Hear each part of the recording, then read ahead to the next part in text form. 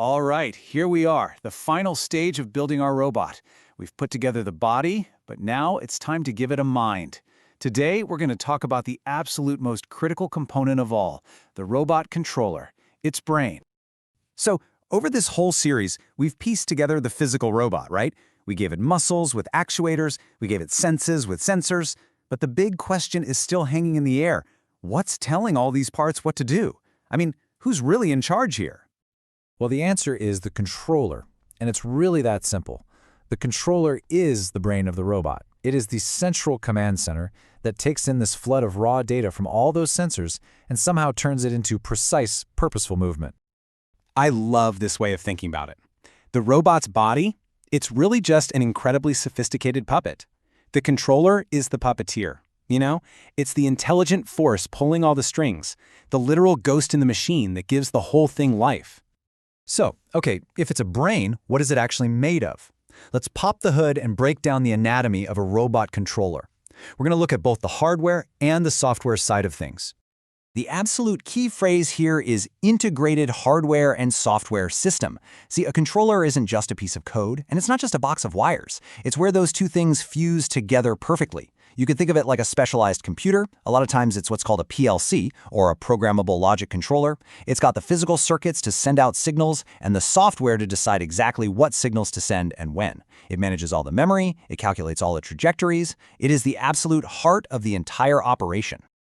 And just like our own brains can react instantly, like a reflex, or take a second to consider an action, a robot's controller has different ways it can operate. It's got two fundamental ways of thinking about how to do a task. First up, you've got something called open-loop control.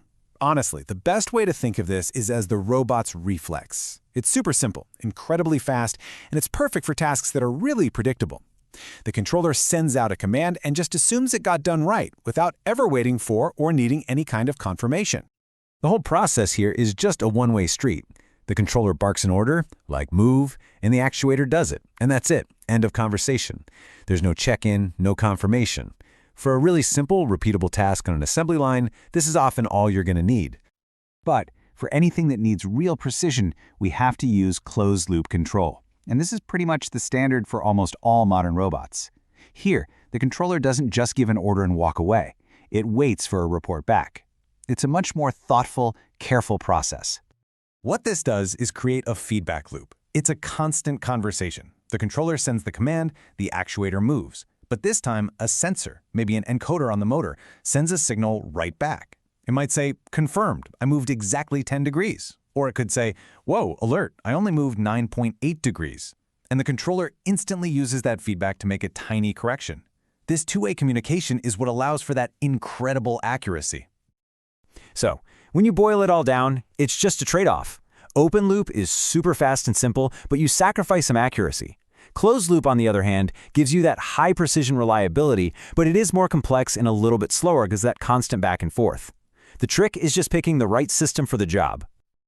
Okay, so we get how the controller thinks, but how do we talk to it? And how does it pull off its most complex calculations? This is where we get into what you could call the language of motion. If you want to give a robot instructions, you've got to speak its language. And historically, that meant you had to learn a proprietary language that was specific to the company that made the robot, like Rapid for EBB robots or Carol for FANUC. But today, things are changing. General-purpose languages like Python are becoming way more common, and that's huge because it makes it so much easier to integrate advanced AI and machine learning right into the controller's brain. But here's where things get really, really cool and complicated. Think about it. When you program a simple goal, something that sounds so easy to us, like pick up that object, well, that creates a massive challenge for the controller. I mean, how on earth does it translate that high-level goal into the exact angle required for every single motor in its arm, all moving in perfect harmony just to get its hand to the right spot?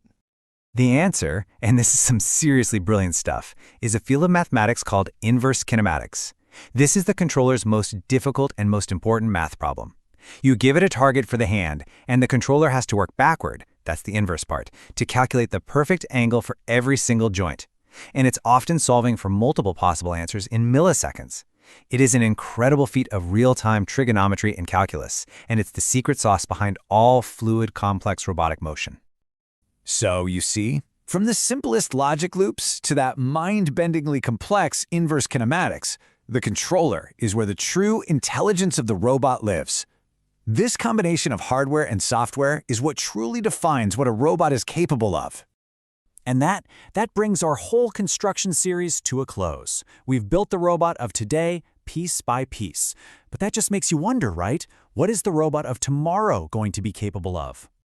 I mean, how are these rapidly advancing technologies, like generative AI, going to completely change what a controller can do? And how will the rise of cobots, these robots that are designed to work right alongside humans, how is that going to reshape our world? And this might be the most important question of all. What are the critical ethical rules we need to figure out for systems that are fully autonomous? Well, guess what? These are the exact questions we're going to be tackling in our brand new series, Robotics Series 4, The Future and Ethics. I am so excited to explore all of these topics with you. Be sure to like this explainer and subscribe to the channel so you do not miss the start of our new series. Thanks for joining us.